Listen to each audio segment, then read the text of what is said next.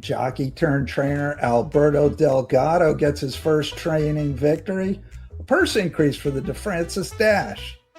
The Stormy Blues Stakes comes up Sunday as the Laurel Park weekend feature. We're going to cover all that and more. My name's Frank Vespi. You are listening to Maryland Racing Today, part of the Midlantic Racing Today family of podcasts, powered by the Racing Biz and presented by the Maryland Jockey Club. Please do like and subscribe.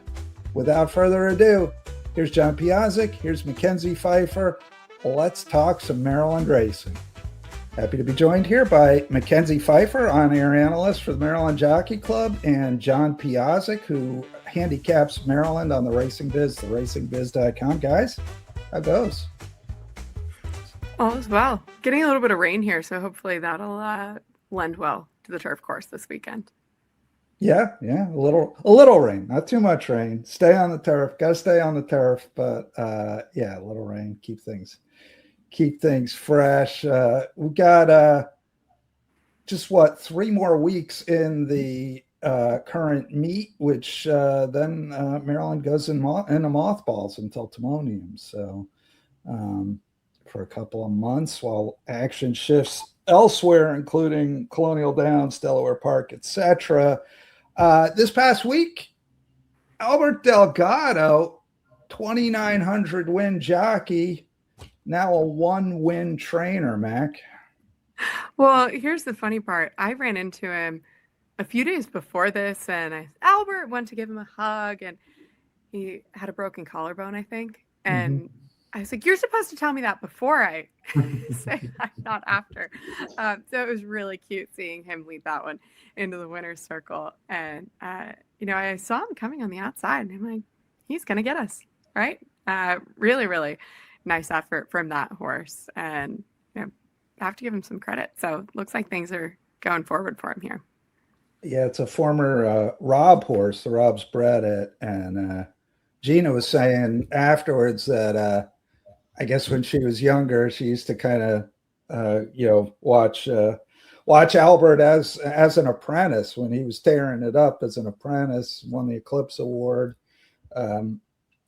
Would have won the Preakness if he could have found a way to get Oliver's Twist off the rail, John.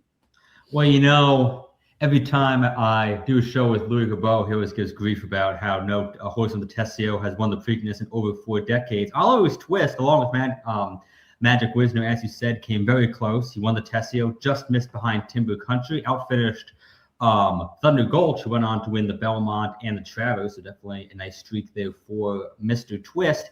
And it's easy to forget just how accomplished of a career Delgado had. I mean, he was an Eclipse Award winning jockey back in 1982 when the leading apprentice. He won almost 3,000 races. Actually rode California Chrome at the start of his career, back when Delgado was briefly based out in California. And, he wasn't obviously one of the top jockeys towards the end of his career, but to still be riding and winning races in your late 50s, early 60s is very impressive. So he's had a tremendous career, and it's great to see him get off to a good start on the training front. Yeah, for sure. It was a nice one, a good way to start his career. He retired right at the end of last year, 2025. So now on the board as a trainer, and we'll see what comes next. Purse increase, $25,000 purse increase for the DeFrancis Dash, which is coming up June 27th, and also for the 3 undercard stakes on that card. So that gets the DeFrancis to 175 and the other 3 stakes to 125. John, moving the meter? I was saying this off there. I think it would have been much better off taking all of that 100,000 and putting all of it into the DeFrancis Dash, especially in those 3 undercard races. I really don't think having an extra 25,000 moves the needle, but an extra 100,000 for the DeFrancis Dash, it might get a few horses who ordinarily would not go, because it's easy to forget, especially for youngins like myself. Like back in the day, DeFrancis Dash drew a lot of really nice horses. Its first winner was Northern Wolf, trained by a Maryland mainstay and Hank Allen. And next year, Housebuster beat Safely Kept. You had horses like Cherokee Run, Smoke Lacken, Vineyard Haven, Thor's Echo win that race. So a lot of really good horses passed through Hunter Francis Dash ever since it came back from sort of a hiatus in the late 2000s, early 2010s. It really hasn't attracted the same kind of star power. And I don't think its summertime slot has done it many favors either. So I do like the idea of trying to boost it a little bit, but I think with something like that, you kind of have to go all or nothing at all. What do you think, Mac? I sort of agree with where John is coming from, but I do think for the sake of putting together the entire card, it's nice to just see the purse increase across the board. And so I think that sort of is more aligned with some of the things that we see around the country and really just kind of drawing things in for the entire day. So it would be nice to see more in the De Francis, but I think it would be nice to see more purse money in general. And I don't think anyone's really going to argue with that. So, how do you do that? Go ahead and split things. It's still an attractive purse for the De Francis Dash. And, hopefully ends up making a really great card, especially for a handicapping challenge day.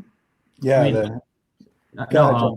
Looking also back in 2001, when the purse was $300,000, which is roughly about $500,000 or $600,000 today, it got the likes of Caller One, Extra Heat, Kona Gold, Delaware Township, all of whom had run in the Breeders' Cup Sprint that year. I don't know when the last time Hunter Francis Dash started even ran in the Breeders' Cup, let alone 4 of the top 7 finishers. So it would be nice, as I said, to see that race get back to its old self. For sure. You mentioned the Thor's Echo race. That was 2006, I believe, which I was there that day. A very, very cool day at the track because you had 3 of the top 5 out of the Breeders' Cup Sprint, including Thor's Echo. And the division had been completely wide open that year. Like each horse had won one race. And so you knew, like, if Thor's Echo won the De Francis, he was going to get the Eclipse Award. So you went to the race knowing the championship was on the line. And that was a very cool day at the track. And he won. They had the Superman silks. And that was a really neat day. One problem is, finding the right spot for it because nobody runs back after the Breeders' Cup anymore. So that back then it was 3 weeks after the Breeders' Cup, which horses would do, especially if they thought they could secure a championship. Nobody runs after you see very few starters out of the Breeders' Cup in the remainder of the calendar year. But the other thing you cited, John, is also true. Purse was 300 back when the race started in the 1990. That's like over $700,000. Now, it was one of the richest sprints in the country. That's how you get to being a grade 1, especially if you're in Maryland. If you're in New York, you don't have to be one of the richest necessarily because for a variety of reasons, including there are tons of expensive horses on the ground. So if you're in Maryland, you got to get people a ship and you got to pay them to do it. And I think the challenge for the MJC going forward is going to be figuring out how to build the stakes program back to get some of these races. And maybe the De Francis, maybe that division's too crowded now. Maybe there's not a spot to grow it. But you got to find races that you, in my view, can grow into graded races, ideally grade 1s, to kind of be the tent poles of your racing program. You got the Preakness, which is great.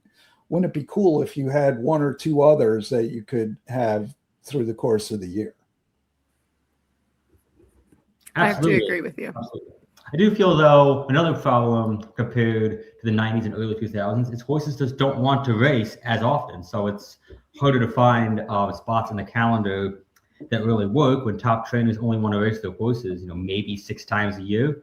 Like the fact that Bookham Dano is coming back in 6-7 weeks, that feels like a miracle, considering how tough it is to get top horses to leave the barn. So, but you know what? I think you got to give it at least an effort, if nothing else.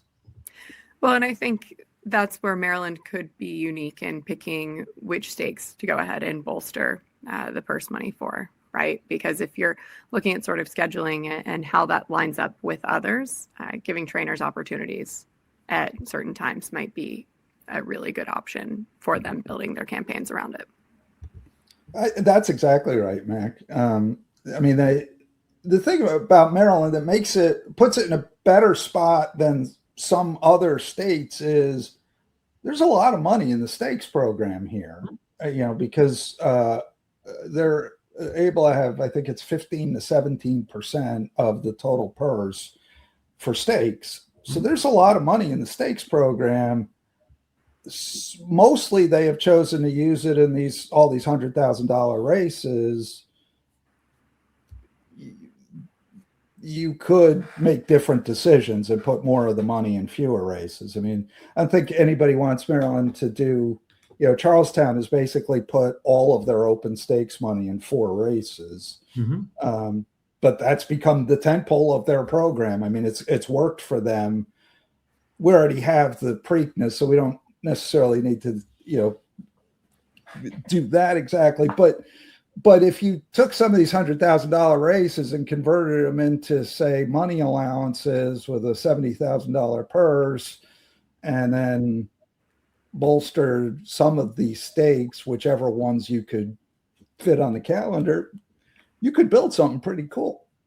Well, Parks does something like that too. They have a lot of open allowances over the course of the year, and a lot of those are stakes quality fields. I mean, even though they're going for only 55,000, they will attract fields as good, if not better, than the $100,000 stakes that we see in Maryland. And then they have enough purse money to really bolster their big day, and you end up getting top-notch fields in races like the PA Derby, the Cotillion, the Gallant Bob. I'm sure once the grass course is ready, a Turf Monster is going to come back, and that will also get a nice field. Well, big if, but I'm sure they'll come back. But so let's not hold our breath waiting for Parks' turf course. But in the meantime, and as you said, Charlestown has also built up a really big day. I mean, Charlestown Classic goes for $1 million. Charlestown Oaks also has a nice purse, a pink ribbon, and the Robert Hilton really should be graded races by now, but I digress. You always get nice fields, though, and the day has grown so much. I mean, I think ever since COVID, they've done at least $5 million on Charlestown Classic night every night, or every year, rather. So the model is there locally. It's just a matter of the MJC actually implementing it. Well, I think Henry Walters is happy with the $25,000 purse increase because Barbadian Runner probably win the deputed testimony for it's $15,000 more dollars for the AJ Wilwin Stables and Henry. So handicapping contest, is that the Francis Day, guys? Yes, June 27th. Okay, everybody playing? I Can might. Employees play? No, I found I have to carve out my entire day to just focus on handicapping contest, and it's going to be a beautiful June Saturday here in the city. And I find if weather's even marginally nice, no matter what I do, I feel like a puss if I spend even 5 minutes inside. So what I'm hoping for is it's crummy weather here, but beautiful weather down by you guys. That way, the code stays together. I don't feel bad about staying inside all day. So we'll see if that can be arranged. That I completely agree with. There's nothing better than a rainy Wednesday during the Saratoga meet, and it's beautiful up there, and I just get to park myself in front of the TV. I say that because I'm busy in Maryland on the weekends and watching those races and usually playing there. But on a day when we aren't racing around here and it's nice somewhere else, love the excuse to just sit around and watch ponies. All right, the handicapping contest I think it's a 500 buy-in, right? 250 yes. Live money and 250 stake. So, all right, people should do that. LaurelPark.com. You get the info on that. Let's turn our attention to Sunday's races. Sunday's kind of the better day of the weekend at Laurel this weekend. Got the Stormy Blues Stakes, got a couple of maiden races that are interesting. By the way, Mac, are we keeping you awake here? I don't mean to. Did you notice? I think it's just because it's gray and rainy. You look like you're fighting it, man. I don't know why I keep yawning this morning, but no, I wake up early. It just was. Okay. I don't want to keep you awake. I know John talks loudly sometimes. 8 p.m. is when we film later in the day that you're keeping me awake. Now we're fine. I won't do it again. I promise. Stormy Blues. We got a maiden race, a couple of maiden races, a couple nice allowance races, a nice card Sunday. You're gonna have some fun handicapping that. Let's start by talking about the Stormy Blues. What say you guys? It's 100,000, 5.5 on the turf, 3-year-old fillies. Pretty interesting group of horses. I'm sort of boring, and I went ahead and resigned with the Clement runner, and only because I felt like it was pretty impressive on debut and good enough for me. Now, the 5.5 I think should fit this one, especially if just second-time starter you get out well. But it's also the type of horse where you are supposed to demand a little bit more. You're not going to get any kind of price, but it's kind of good enough for me that I just go ahead and say, she's used, but I think I might use one or two others in that pick 5. It's not necessarily a single for me. John, what's your take?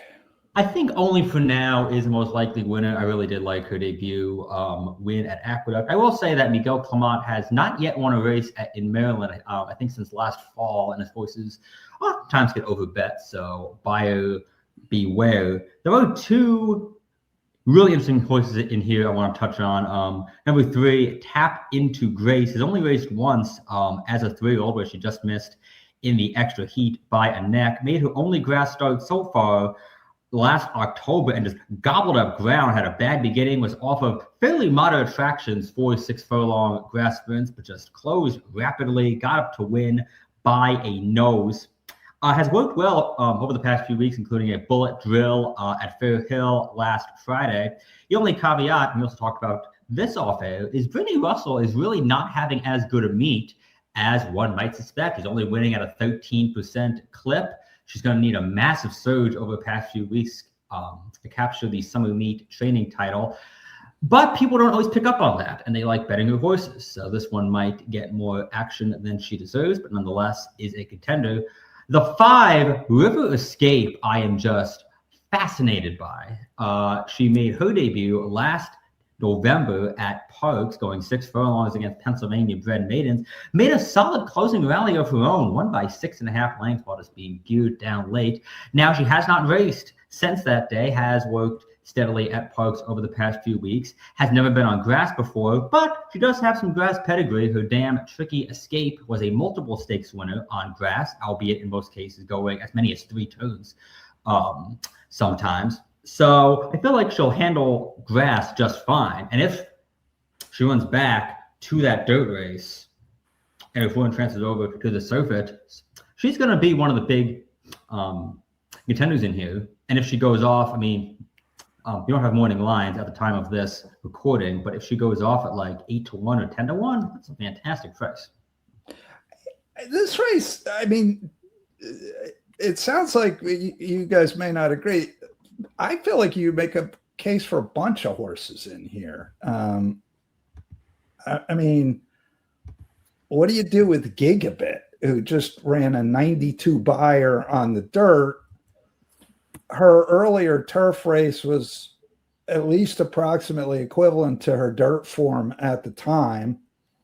If she runs a 92, she wins by many.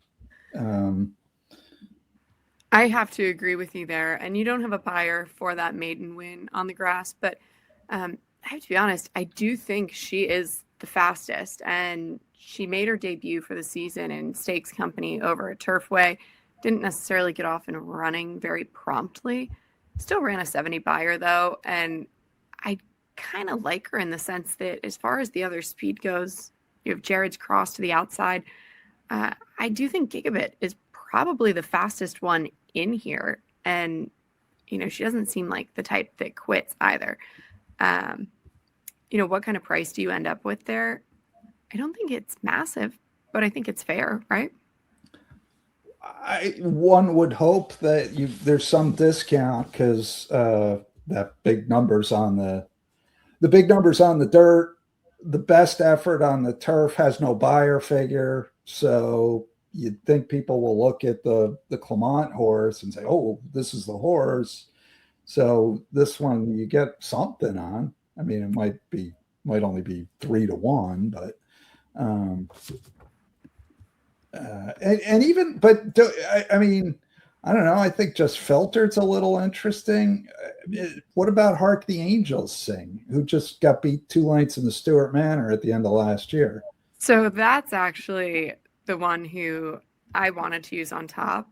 I kind of went back and forth because I wanted to give her a brace off the bench. But look at what she ran as a 2-year-old and then compare to Just Filtered. And it just looks to me like she has a little bit more upside. She ran against Just Filtered in only her second start. Also Superstitious in there. But she didn't really have much of a trip. And I think she, again, just has a lot of upside here. John, what do you think? I mean, I didn't get a touch on Just Filtered in my first little segment, but she also has a lot of great grass form in her lines. I mean, she crushed the field in the Dolly Madison at Colonial back in August. She might have been a bit short first off the layoff and to take the A-Train Stakes at Aqueduct last time. She made what looked like a promising move. She was 5 wide at the top of the stretch, and for a second or two, I thought that she was going to get there. She ended up flattening out and finishing 5th, but since it was her first start since December 27th, and Mike Trombetta tends to do better second off the layoff than first. Certainly not a disgrace of a performance. She has run well both on and off the pace in the past, and I think it may behoove Michael Sanchez to take her just off the lead. As you guys said, there is a ton of pace in here, and if Sanchez plays his cards right, Just Filtered is she'll get the first jump off of those fading leaders. Behoove. It's a fun word to say. I just wanted to note behoove. Any other thoughts that you guys have on this race? This is a neat little handicapping challenge because you do have these horses with like dirt form and you're not sure about turf, and so a couple horses coming off layoffs or second off the layoff where they ran okay, and how are they going to move forward? And it's a fun little race, I think. Oh, it's absolutely tremendous. It's super wide open. I'm probably not going to make a decision on who to pick on top until I send in my picks on Saturday afternoon. But if I had to pick right now, I'd probably pick River of Escape on top only because I think she'll be the best bet in that group. I agree with you. I think it's one where it's going to end up being a little bit of who can work the trip in here. And so that's where I sort of have a few question marks. Really fun handicapping race, though. And maybe take a look early on in the day at how the turf course is playing as well, because that could maybe skew some of this. How do you feel the turf course has been playing so far this meet? Still pretty speed favoring, but, like I said, a little bit of rain here. Maybe that's going to breathe a bit of freshness back into it. I do think it's fair overall, but it definitely, if someone gets loose on the lead, it carries them a bit. Okay, well, let's get onto the main track here for a minute. We got a 2-year-old maiden special going 5/8 as race number 2 on Sunday. And the inside horses, you got Rob, Corrales, Trombetta. We've seen a Trombetta, but then you got Gary Capuano, Brittany Russell, Anthony Ferrier. We're starting to see some new names come into the baby races here, which is good to see. It means more of the 2-year-olds are getting ready to run. So, what do you guys, Mac? What's your take on this race? This one's sort of interesting because I'll be curious how Island Bandit ends up getting bet. I was willing to sort of forgive the first time out, but then he didn't get away well the second time. Mm-hmm.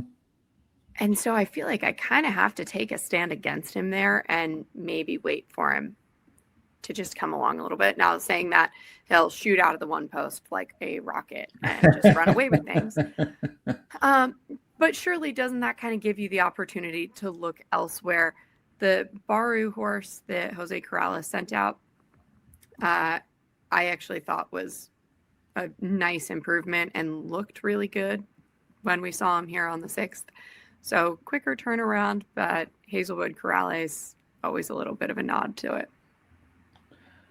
Yeah, the Baru race, that was on paper, not a good group. Baru and Feudal Gesture won, Firster for Trombetta, Baru second by a head.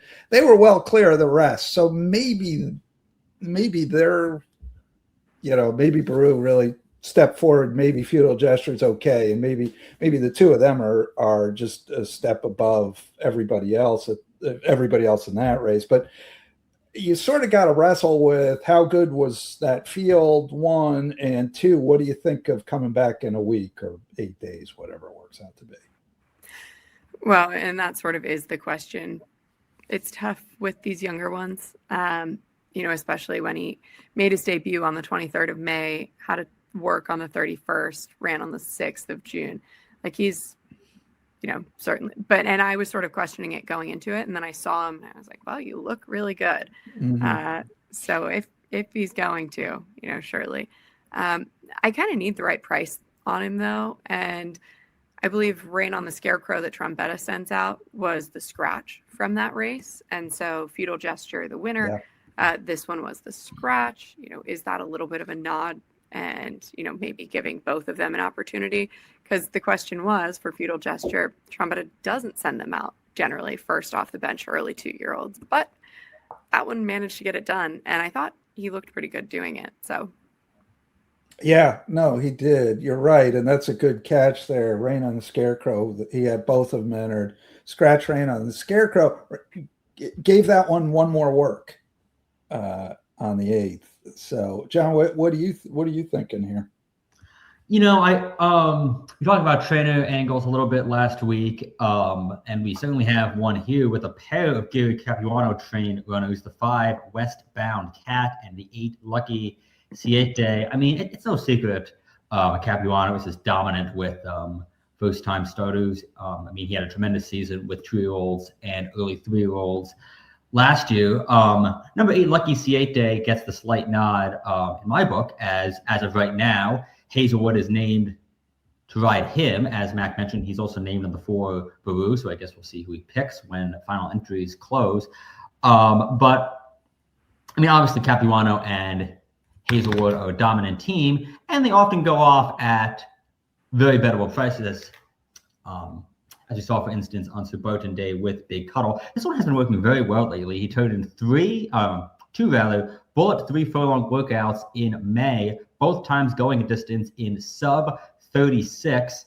Had his first gate workout back on June 6th, did that in a certainly respectable 49-1. I think between the two Capuano trainees, it's going to probably come down to who gets bet more. But going in somewhat blind, I think Lucky Siete is the one to beat. Despite his outside post, I think he'll work out okay. I have to agree with you there in that, I think the Hazelwood, wherever we see him landing, I kind of suspect it's going to be on this outside horse because he's remarkably quick from what you see in the morning. And I don't think it should be too much of a surprise if you go back to the second dam. Ran a good second on debut when she didn't get away well, came back and ended up winning, going away with things by over 10 lengths in just her second start, and showed remarkable speed. Unique Bella, her name, and wasn't too long ago. So really impressive, multiple graded stakes winner, going short and then handled the stretch out, no problem. Kind of looks like a horse that fits the Gary Capuano barn too. Do you want to note also that his other entrant in here is Westbound Cat, who is by Aloha West, the Maryland Bred Breeders' Cup Sprint winner in 2021. I think it's either his first or second crop this year. And we haven't seen too many of his runners in Maryland, so it's nice to see him represented in a way in his home state. Well, we haven't seen too many of his runners anywhere. This horse will be the 3rd starter by Aloha West. So he's got 2 starts, a second and a 3rd so far. So looking for the first Aloha West winner. Could be this horse.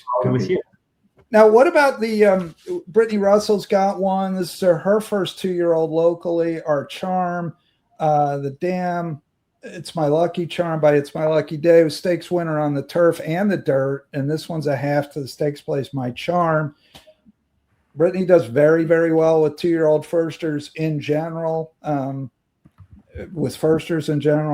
really statistically with everything and obviously, John, as you noted, a little bit cool this meet, but overall, in the bigger scheme of things. Anyway, any interest in this Golden Sense colt? It's worth taking a look. My Charm was one who Toledo actually rode on debut and just kind of ran away with things in an off the turf event. And then, Toledo also on for the second start ended up trying the Salima in just her third. But to me, certainly is intriguing. The barn certainly can prepare them. All those things go well together. And, Farrier and Toledo have been teaming up a lot. So to see, Toledo on the 2-year-old for Brittany when he, may have had options in here is always a good sign. Farrier also uses Barbosa a lot, who he's using in this race. He's been using him a lot at Charlestown. John, what do you think? What about you? Well, I do want to know, speaking of jockeys, that Barbosa made a lot of waves as an apprentice a few years ago, and he tailed off a little bit, but he's been having a fantastic meet. He's winning at over 20%. He's certainly in the mix in the jockey standings. Hazelwood and Ruiz currently on top, but it's close enough that someone else, including possibly Barbosa, could catch him. One thing I like about Z-Town is he's had a much longer work tab than a lot of these. Many of these have only had 3 or 4 workouts. Z-Town started working back on April 19th. He went 3 furlongs that afternoon. He's been working steadily ever since. I know that sometimes long workouts can be a bit of a curse.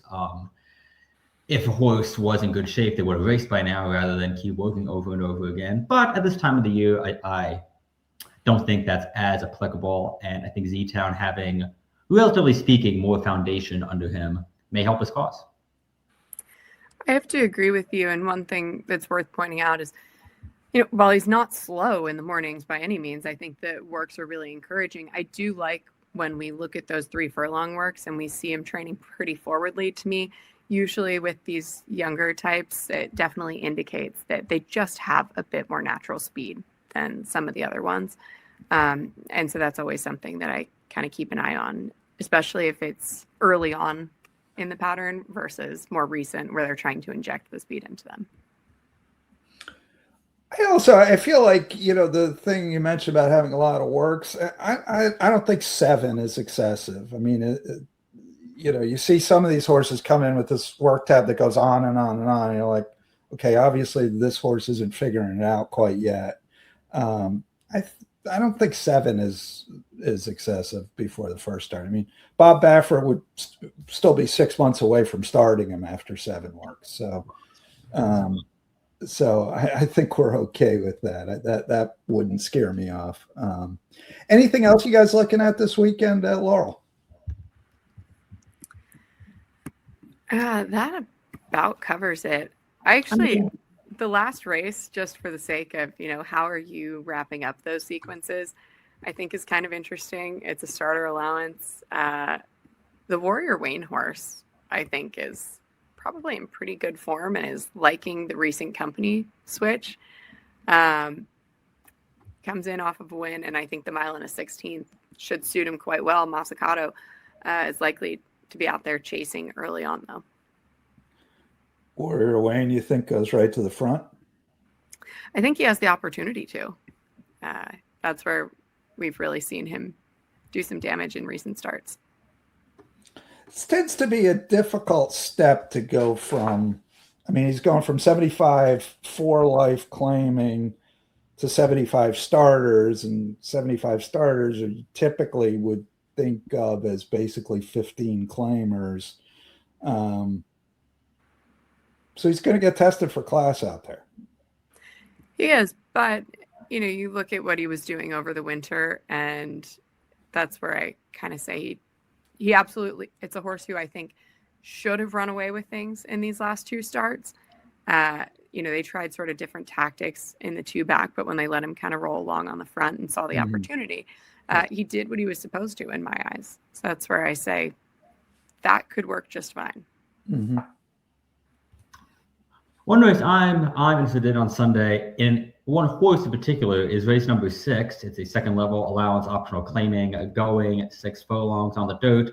And it's the second start of the year for number 6, Band Camp, who has long been one of my favorite horses on the circuit. He had just a tremendous 2024 campaign, which he capped with a new miss in the Maryland Million Sprint behind Celtic contender. He only made 3 starts last year, won 1, placed in the other 2, lost to Rominski in one of those, a very nice horse of his own, along with Augusta Melody, who was a heavily favored runner, I believe, for the Russell Bard on the Preakness undercard. He went to the sidelines last summer, made his comeback on this year's Preakness undercard in a second level allowance optional claiming race. He had a very bad beginning. He was thrown pretty far out of his element on a track that I thought was playing towards speed in the first place. Still closed pretty well, all things being equal, lost by 4 3/4 lengths. And I'm really interested to see how much of a step forward he takes second off a layoff, as since he was second in the sprint back in 2024, I have to imagine that a shot at redemption is. I see where we're going. I see where we're going. He said the magic words, but it's definitely on the radar screen. Mac, you got a future book bet on him for Maryland Marine Sprint? I don't, but I did have a bet on him for his debut for the season. To be honest, I thought we were going to get a really good price. It was fair. It wasn't anything crazy. But I agree with you. He's a horse who has a ton of upside. It comes up to be a very tough race, though, and another very fun handicapping race in my eyes. I think you can argue a lot of these horses in good form are just kind of, you're expecting them to run a big race here. So who does it end up working out to be? Bandcamp really is one that I can't count out. It's going out for Danny Eubanks. Eubanks Barn having some success these days, and sent out Bruno to break his maiden last Saturday. Saturday? Was it Saturday? Which he beat the Madison Myers horse, Ocean Sound, I think the horse's name was, who ran huge at 15-1, first time on the dirt. But Bruno had run 2 terrific races and got beat in both of them previously, so gets the money there. Another winner for the Eubanks Barn. All right. Anything else? Tap, tap, tap. Well, it's hard to believe there's only 9 days left in the summer meet before we go into our little hibernation. But, it's going to be a great Sunday card. We got plenty of great stakes on tap over the next few weeks, and I'm looking forward to it. Yeah, should be fun.